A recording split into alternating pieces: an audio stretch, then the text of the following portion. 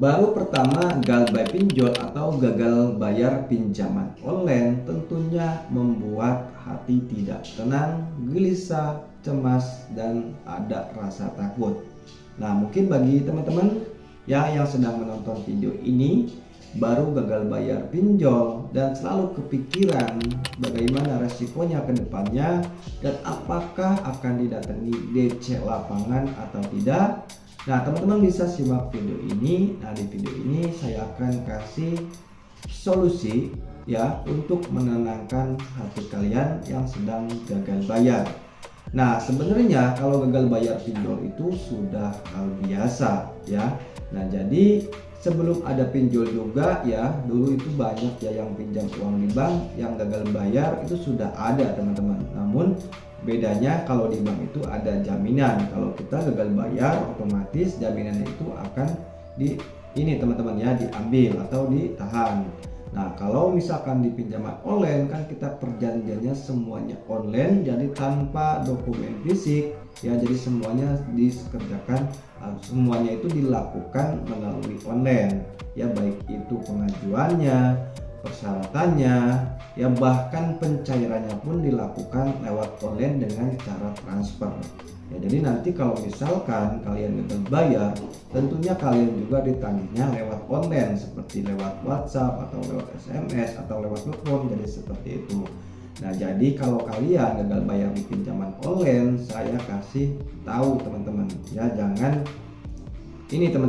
terlalu dipikirkan ya. Kalau gagal bayar pinjol itu sebenarnya sih gak usah takut ya. Kalau gagal bayar pinjol itu ya tidak ada pidananya ya, hukumannya itu adalah perdata ya. Jika kalian gagal bayar di pinjaman online, maka data kalian itu akan dilaporkan ke slip OJK. Jadi seperti itu sanksinya teman-teman. Namun dibalik itu ya, jika kalian gagal bayar, tentunya kalian harus menerima resiko-resikonya, yaitu diteror sama DC lapangan pinjol ya. Nah, biasanya DC lapangan pinjol itu kalau misalkan baru gagal bayar satu hari, misalkan sampai seminggu, itu biasanya baik, nggak terlalu kasar teman-teman. Udah kasar komin, cuman enggak terlalu. Nah, kalau misalkan kalian sampai sebulan sampai seterusnya, nah itu lebih kasar biasanya seperti itu teman-teman ya, bahkan bisa memaki-maki kalian ya. Walaupun sudah ada peraturan dari otoritas jasa keuangan, jangan sampai ya melakukan intimidasi atau kekerasan, baik itu secara fisik maupun lisan teman-teman ya. Nah, jadi sebenarnya sih nggak boleh, tetapi masih banyak sekali ya aplikasi pinjaman online yang DC-nya seperti itu. Jadi intinya nggak usah khawatir kalau gagal bayar pinjol itu ya, hukumannya itu hanyalah perdata bukan pidana. Jadi jangan keliru. Jadi sangat banyak sekali orang yang gagal bayar pinjol salah paham, takut dilaporkan polisi, karena kata-kata dilaporkan ke polisi itu biasanya teman-teman ya, emang muncul dari debt collector atau DC lapangan. Saya laporkan ke polisi ya, sudah melakukan penipuan, sedangkan kita itu sebagai nasabah tidak melakukan penipuan teman-teman. Jadi si DC pinjol itu ya membuat kita itu panik ya, membuat kita panik dan membuat kita takut ya. Sebenarnya itu hanyalah omong kosong, cuma nakut-nakutin nasabah yang gagal bayar saja supaya mau bayar. Ya sebenarnya kan sebagai kita nasabah ya, kalau misalnya nasabah yang benar pastinya kita mau bayar teman-teman, tapi dengan keadaan tidak ada uang buat bayar, mau gimana lagi. Jadi saya kasih solusinya bagi teman-teman, kalau gagal bayar ya sudah teman-teman ya, biarkan saja dulu daripada kalian gaya lubang tutup lubang, nanti kedepannya kalian itu ya tidak akan beres-beres hutangnya teman-teman. Jadi intinya harus kuatkan mental, berani melawan ini teman-teman ya, bukan berani karena nggak mau bayar teman-teman, tapi berani ini teman-teman ya, berani karena keadaannya ya tidak memungkinkan untuk bisa membayar.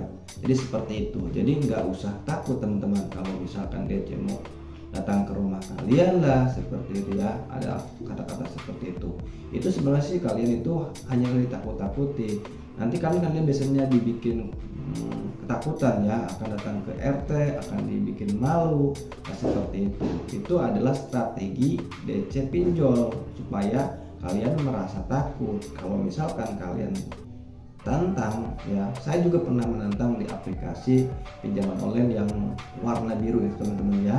Saya tantang mereka ya, DC pinjol itu suruh datang ke rumah, tapi saya sudah jelaskan kalau kalian datang ke rumah ya silahkan saja, tetapi mau gimana pun saya tidak bisa bayar pas kalian datang.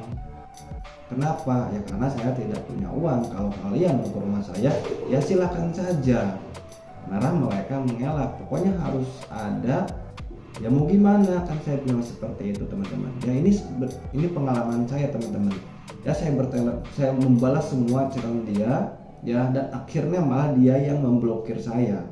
Anehnya seperti itu, karena kalau kita tahu aturan-aturannya seperti apa, dampaknya kita seperti apa, pasti kita itu nggak bakalan takut teman-teman. Ya jadi saya pernah sampai diblokir sama DC, bukannya saya ngeblokir, malah dia yang ngeblokir karena sudah males menghadapi orang yang seperti saya ini.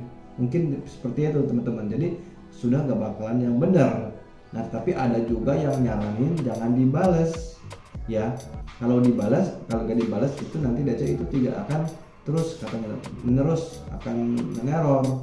Tapi ada juga yang meneror terus, sebenarnya seperti itu. Jadi tidak semua DC seperti itu teman-teman ya. Jadi kalau kita dibalas juga sebenarnya sih mereka nggak menganggap kita itu takut. Kalau kata-kata kitanya seperti ini balasannya, ya nanti saya bayar, mohon jangan ke rumah saya. Nah pasti itu sudah si DC itu berpikir, oh ini orang takut nih, pasti dicecar dengan kata-kata ya yang membuat ini mental kalian ngedon teman-teman. Jadi intinya nggak usah takut kalau gagal bayar pinjol ya, itu tidak ada pidananya, intinya seperti itu saja. Jadi hadapi saja teman-teman, boleh datang ke rumah kalian, intinya harus masa bodoh teman-teman ya. Kalau kalian benar-benar tidak mampu bayar ya mau gimana lagi, kita kerjanya hanyalah perdata ya, jadi resikonya perdata saja ya. Jadi dampaknya hanya ini saja, kalian tidak bisa mengajukan pinjaman lagi ya, baik itu di bank ataupun pinjaman online lain. Jadi dampaknya seperti itu ya. Yang paling ini ya, yang paling berat menurut saya yaitu bunganya saja. Nah karena ada beberapa pinjaman online saya pernah gagal bayar, jadi bunganya lumayan cukup besar ya. Bunganya itu ya hampir sama dengan pinjaman pokok teman-teman ya. Tetapi ada juga pinjaman yang saya gagal saat ini ya, yaitu tidak berjalan ya. Kalau sudah 3 bulan tidak berjalan, berarti benar dia menjalankan ininya ya teman-teman ya, aturannya. Ada juga yang terus berjalan teman-teman ya. Jadi beda-beda teman-teman ya, saya juga kurang paham ke situnya kalau masalah bunga. Tetapi kalau masalah ini, masalah gagal bayar aman tidak dipidana itu benar teman-teman ya. Kalau misalkan masalah bunga itu biasanya kebijakannya berbeda-beda teman-teman ya. Jadi kalau kalian tidak bisa bayar ya, nanti intinya kalian kuatkan mental saja. Jadi hadapi saja teman-teman ya, bukan hadapi dilawan dengan cara kekerasan teman-teman ya. Ya kita seolah-olah kita takut saja balesin gimana, tetapi kita harus ngomong apa adanya kepada mereka teman-teman ya. Jadi intinya kuatkan mental saja. Jadi seperti itu teman-teman. Oke, mungkin video ini ya bisa membantu teman-teman, khususnya yang baru gagal bayar pinjaman online. Dan yang baru menonton video ini jangan lupa like video ini ya, dan subscribe supaya teman-teman dapat informasi seputar pinjol ya, solusi pinjol ya, seputar gagal bayar pinjaman online. Oke, terima kasih ya. Mungkin penjelasannya kurang ini ya, kurang dipahami ya, karena saya ini teman-teman ya berbagi pengalaman saja kepada teman-teman ya. Bila ada pertanyaan yang mau ditanyakan yang mengenai gagal bayar pinjaman online, silakan berkomentar saja ya.